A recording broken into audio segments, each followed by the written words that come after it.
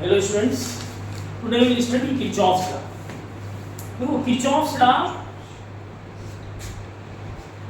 Apply कहाँ होता है? किसी इलेक्ट्रिकल सर्किट के अंदर डिफरेंट ब्रांचेज में करंट, वोल्टेज ये सब कैलकुलेट करने के लिए किरचॉफ्स लॉ का यूज किया जाता है।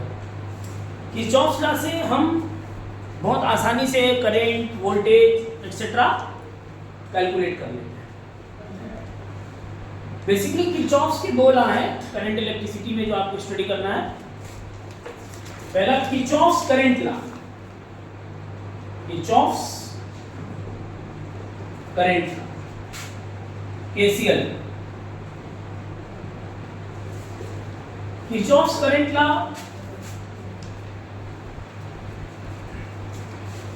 किस बेसिस पे बना है? इसका बेसिस क्या है? Conservation of charge. Kirchhoff's current law basically conservation of charge पे बेस्ड है। इसमें बेस्ड है चार्ज, कंजर्वेशन ऑफ चार्ज पे बेस्ड है कि चार्ज जो है वो कंजर्व रहता है।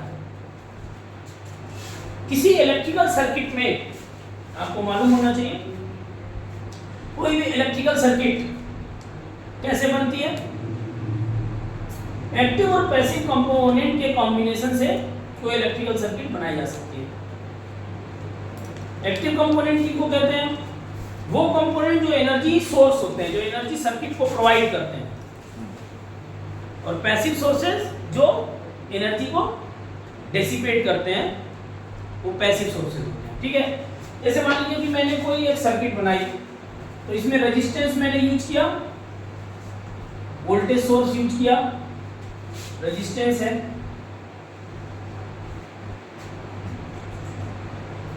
वोल्टेज सोर्सेज आप यूज कर सकते हैं।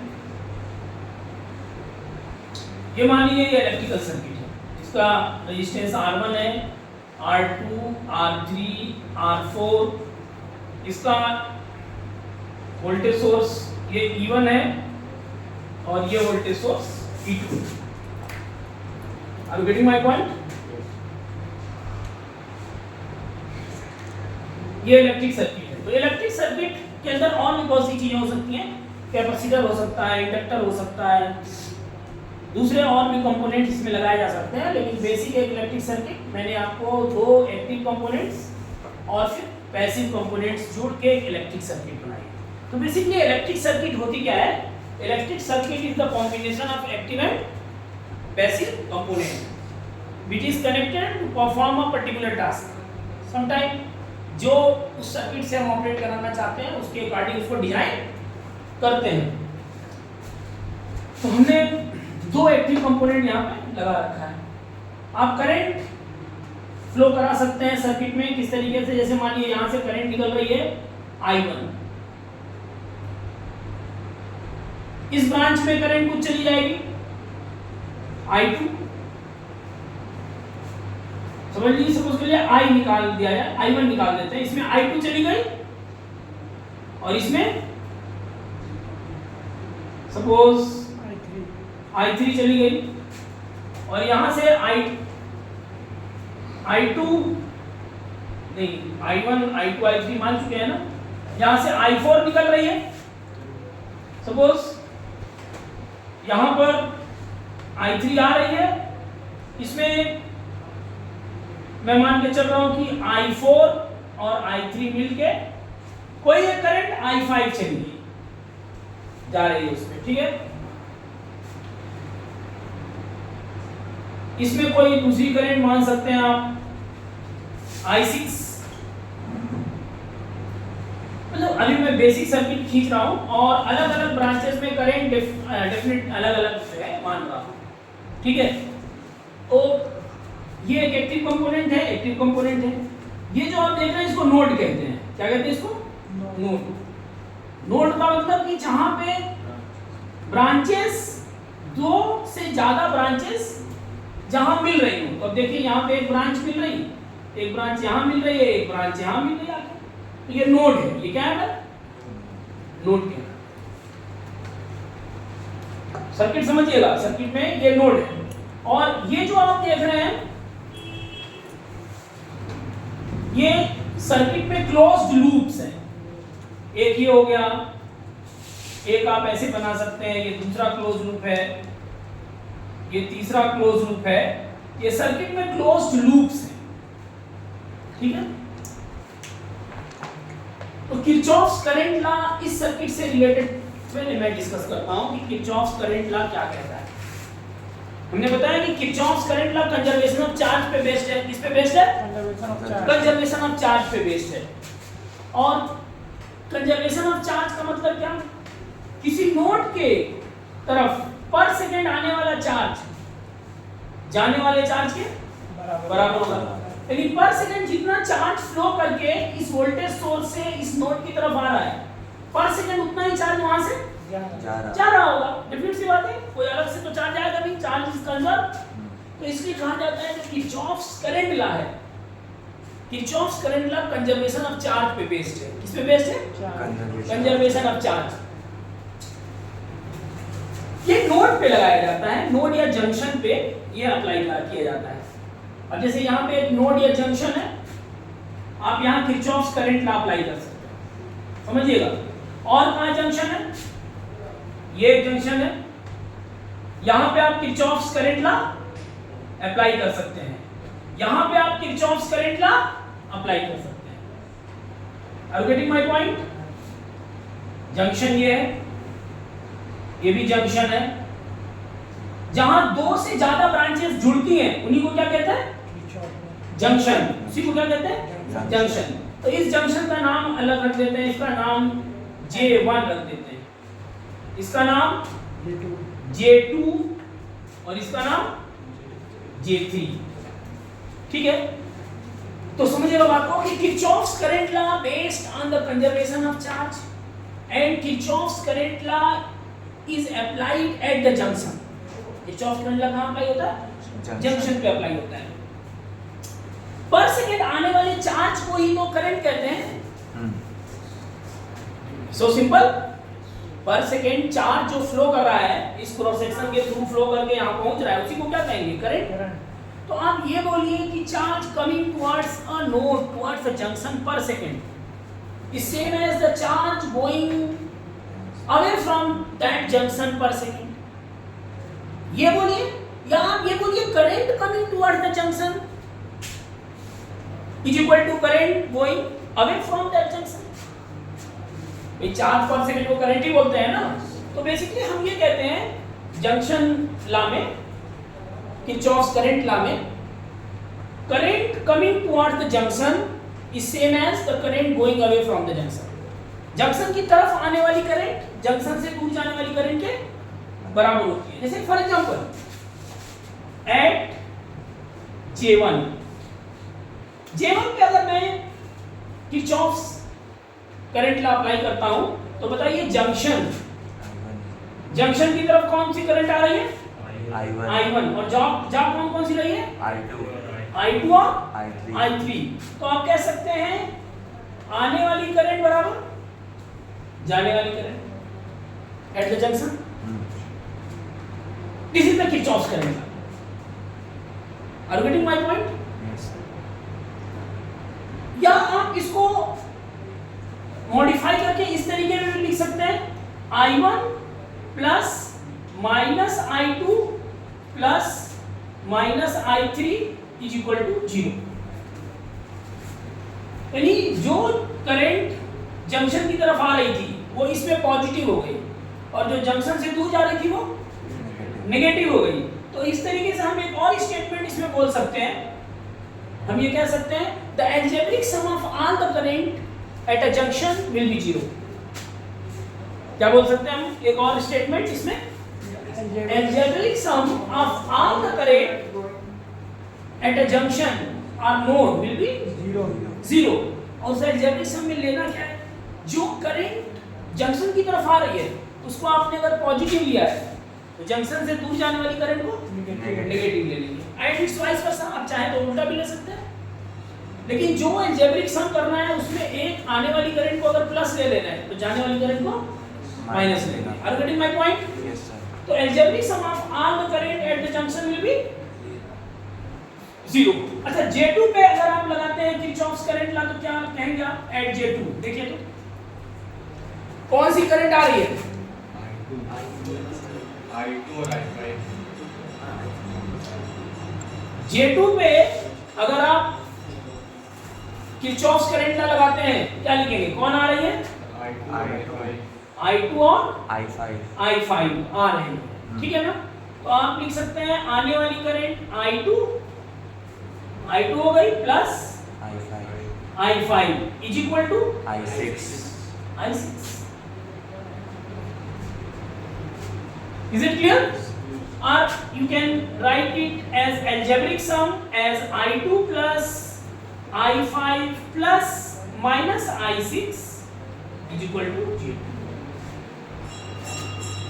This is so simple. This is called Kirchhoff's current law. It is based on the conservation of charge. ठीक है? अब इसका एक छोटा सा एग्जांपल और लेते हैं। जैसे मान लीजिए मैंने आपको एक जंक्शन दिखाया इस तरीके से, ये I1 है, ये I2 है, ये I3 है, ये I4 है और ये I5 है। अब मैंने कहा इस जंक्शन पे किरचॉफ्स लॉ आप बोलिए, क्या बोलेंगे आप? I5 plus I4 equal to I5 plus I5 plus I4 I4 equal to I1 plus I1 plus I2 I3 plus I। Getting my point? आप चाहे तो इस जंक्शन पे ऐसे भी लिख सकते हैं I5 plus I4 minus I1 minus I2 minus I3 is equal to। Are you getting my point? Yes, sir. Okay. तो किरचॉफ्स करंट लॉ इस तरीके से हम किसी भी जंक्शन के लिए लिखते हैं। अब जैसे एक सिंपल सा एग्जांपल मैं और देता हूं। मैंने कहा ये करंट आ रही है 5 एम्पियर, इधर गई 3 एम्पियर। मैंने कहा इस ब्रांच में क्या करंट होगी, इस वाली ब्रांच में। तो आपने अब आने वाली करंट जाने वाली करंट के बराबर होना चाहिए। तो आने वाली करंट कौन सी है, इसमें करंट आ रही है कि जा रही है? अब कुछ भी नहीं दिया है, इसको IX मान लीजिए। क्या मान लीजिए इसको, IX। तो या इसमें करंट का अलजेब्रिक सम क्या कर दीजिए, 0 कर दीजिए। आपको मालूम नहीं है कि इसमें कितनी करंट है, किस डायरेक्शन में है, कुछ भी नहीं मालूम है। तो एक तो आप ये कर सकते हैं कि करंट का अलजेब्रिक सम यहाँ पे क्या होगा, 0 होगा। तो अलजेब्रिक सम 0 करने के लिए आप क्या लिख सकते हैं, आने वाली को पॉजिटिव मान लेते हैं। तो 5 एम्पियर पॉजिटिव हो गया, -3 और यहाँ पे हमें कुछ नहीं मालूम है कि आ रही है कि जा रही है, plus IX is equal to 0। तो IX की वैल्यू क्या आ गई यहाँ पे, -2 एम्पियर की करंट, यानी current away from the junction according to your sign convention. जो भी आपने साइन कन्वेंशन लिया है उसके अकॉर्डिंग ये -2 एम्पियर आ रही है, यानी कि 2 एम्पियर की करंट यहाँ से दूर जा रही है। ठीक है, तो आपको कहीं कोई डायरेक्शन अगर नहीं भी दिया जाता है करंट की तो कोई प्रॉब्लम नहीं है, आप सीधे सीधे अलजेब्रिक सम 0 करके उस करंट को इवैल्यूएट कर सकते हैं। Are you getting my point?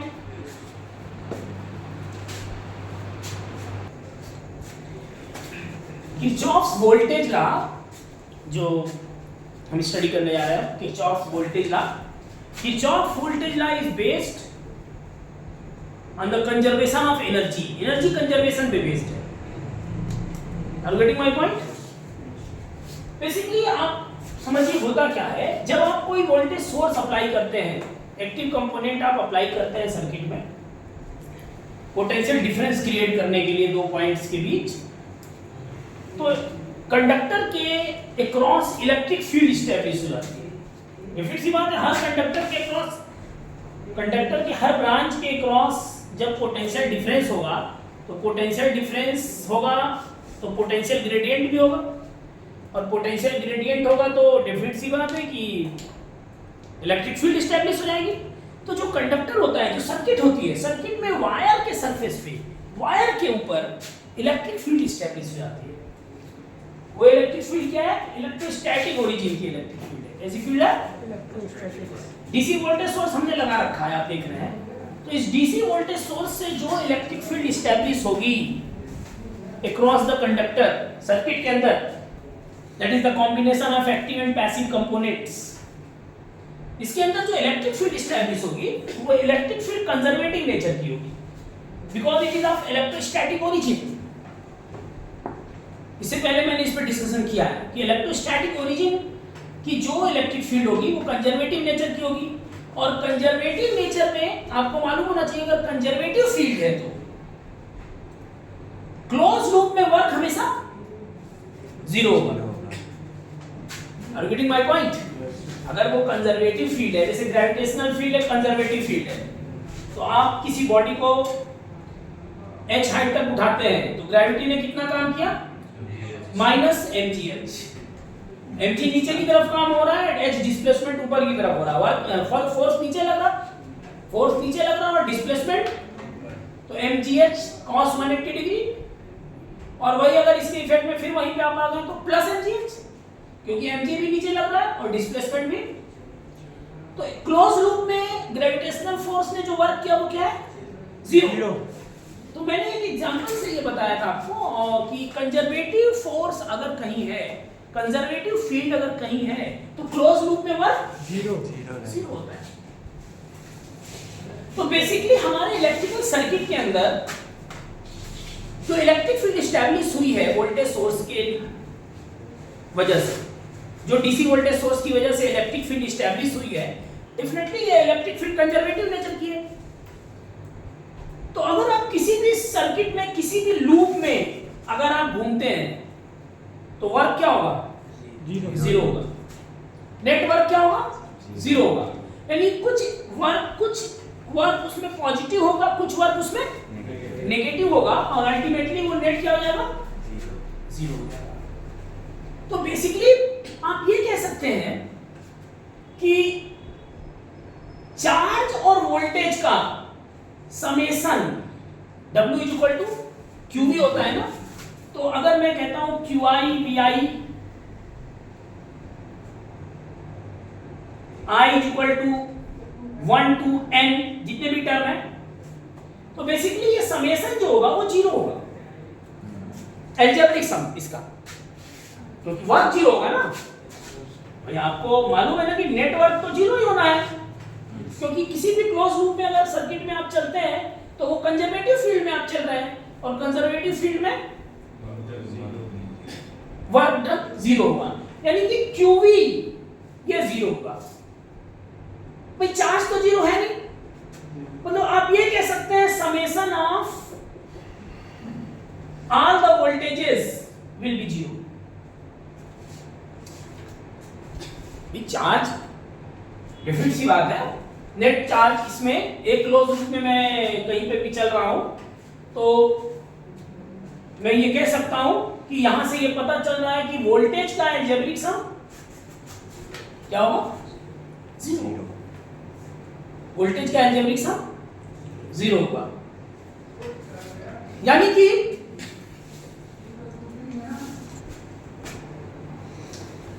इस चीज को आप एक दूसरी तरीके से भी समझ सकते हैं, सेम कॉन्सेप्ट की। डिफरेंट सी बात है कि ये जो इक्वेशन मैंने लिखा है summation I is equal to 1 to n WI, ये जीरो है। क्यों? क्योंकि मैं जान रहा हूं कि हमारे सर्किट में कंजर्वेटिव फोर्स काम कर रहा है, कंजर्वेटिव फील्ड लगी हुई है, और कंजर्वेटिव फील्ड या फोर्स में एक क्लोज लूप में वर्क जीरो होता है। तो अगर मैं समेशन करूं सारे ब्रांचेस के वर्क का, क्योंकि जब आप क्लोज लूप में चलेंगे तो आपको कई ब्रांचेस मिल सकते हैं उसमें, उस लूप में, तो हर ब्रांच का वर्क आप अलग अलग कैलकुलेट करके जोड़ेंगे। तो मैं उसी को अगर इस तरीके से लिख दूं कि summation I is equal to 1 to n WI is equal to 0, इसका मतलब आप समझ रहे होंगे कि डिफरेंट ब्रांचेस का वर्क 1 से n तक रखते जाएं और उनको ऐड करते जाएं, जो भी आ रहा है पॉजिटिव नेगेटिव जो भी, तो फाइनली ये जीरो आएगा। ठीक है, इसमें अगर दोनों तरफ QI से डिवाइड कर दें, QI उस पर्टिकुलर ब्रांच के अंदर फ्लो करने वाला चार्ज है, ठीक है, उस पर्टिकुलर ब्रांच में जो चार्ज फ्लो कर रहा है, तो I equal to 1 to n WI/QI equal to 0 लिखा जा सकता है, और WI/QI को क्या लिखा जा सकता है? VI। यानी आप उसी कंक्लूजन पे यहां से भी पहुंच सकते हैं कि किसी भी क्लोज लूप में पोटेंशियल का अलजेब्रिक सम क्या होता है? 0 होता है। वोल्टेजेस का अलजेब्रिक सम क्या होता है? 0 होता है। तो बेसिकली यही किरचॉफ्स का वोल्टेज लॉ है, और हम इसको law of conservation of energy इसलिए बोलते हैं कि वहां से डिराइव हुआ क्योंकि कुछ एनर्जीज वहां पॉजिटिव होंगी, कुछ एनर्जीज निगेटिव होंगी उस लूप में, यानी कुछ सप्लाई करेगा, कुछ डिसिपेट करेगा, और ओवरऑल जो होगा 0 हो जाएगा कंजर्वेशन ऑफ एनर्जी के अकॉर्डिंग। ठीक है, और ये कैसे यहां से मैं स्टेटमेंट डिराइव किया हूं ये मैं यहां क्लियरली आपको बता दे रहा हूं। आप चाहे इस तरीके से समझ लीजिए, चाहे ऐसे समझ लीजिए। Getting my point? ओके, तो किरचॉफ वोल्टेज लॉ में लिखिए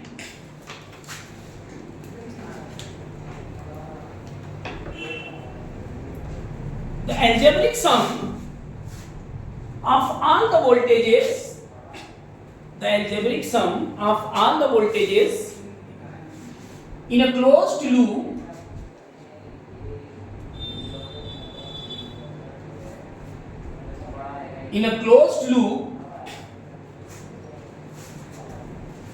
will be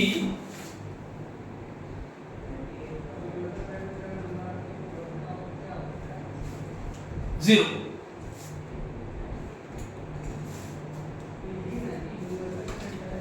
getting my point? अच्छा, क्लोज लूप का मतलब आप समझ सकते हैं, जैसे मैं इसका नाम दे रहा हूं A B C D E F G तो H, ये तो आपको क्लोज लूप दिखाई दे रहा है। A B C H A एक क्लोज लूप ये हो गया, C D E H C एक क्लोज लूप ये हो गया, A H E F G A ये भी एक क्लोज लूप हो गया। Are you getting my point? Is it clear? तो एक्चुअल में डिफरेंट क्लोज लूप हो रहे हैं, और एक बड़ा क्लोज लूप यहां पे देखिए B C D E F G A B, ठीक है? तो बहुत से क्लोज लूप है इसमें। किसी भी क्लोज लूप में अगर ये आप अलजेब्रिक सम कैलकुलेट करेंगे तो वो 0 लिख सकते हैं। ठीक है, अच्छा अब समझने की कोशिश करिएगा। मैं किसी भी क्लोज लूप को लेके चलता हूं, अलजेब्रिक सम 0 करता हूं। कैसे?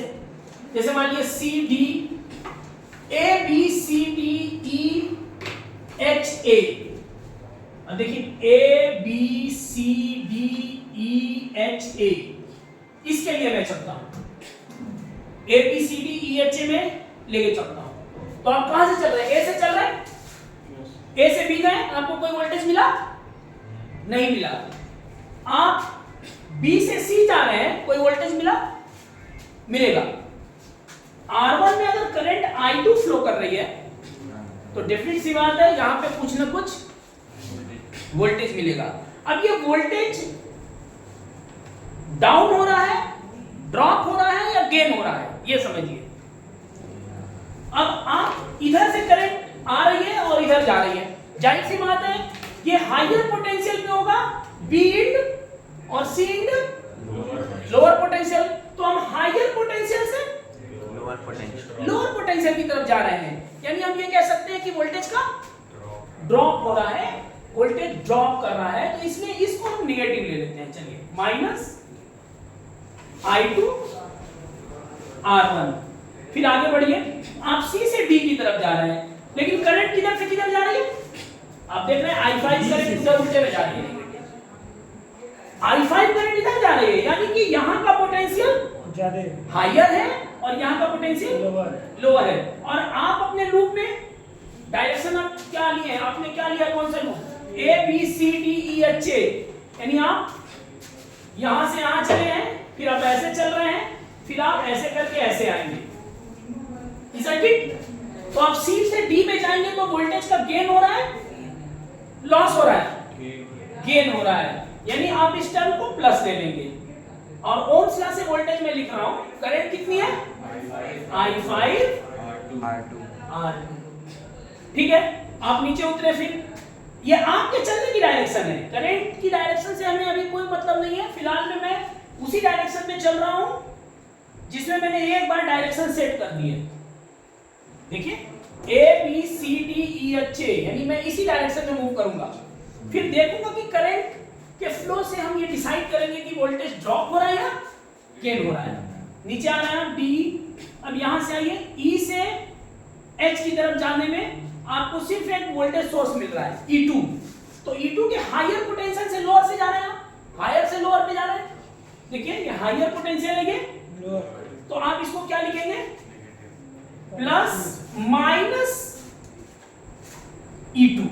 Is it clear? और आगे बढ़िए, अब आप E1 पे पहुंचे हैं, तो आप ऐसे जा रहे हैं तो आप लोअर निगेटिव पोटेंशियल से हायर पोटेंशियल पॉजिटिव पोटेंशियल जा रहे हैं, यानी आप गेन कर रहे हैं। तो आप क्या लिखेंगे, प्लस E1 और कोई बचा पोटेंशियल, कोई वोल्टेज बचा नहीं, इज इक्वल टू 0। यही है Kirchhoff voltage law. Kirchhoff voltage law यही कहता है, जो हमने अभी बताया आपको, यहां मैथमेटिकली भी दिखाया आपको कि algebraic sum of all the voltages in a closed loop will be 0। it means यही वो algebraic sum है जिसकी बात हम कर रहे हैं। जितने भी वोल्टेजेस मिलते जाएंगे उनको प्लस या माइनस के साथ हम ऐड करते जाएंगे और finally is equal to 0। Are getting my point?